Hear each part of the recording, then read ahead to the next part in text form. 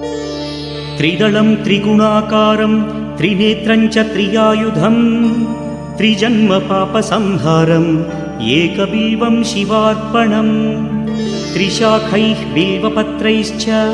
अच्छिद्रैः कोमलैः शुभैः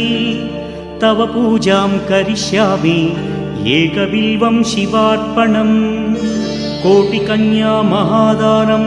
तिलपर्वतकोटयः काञ्चनं शैलदानेन एकबिल्वं शिवार्पणम्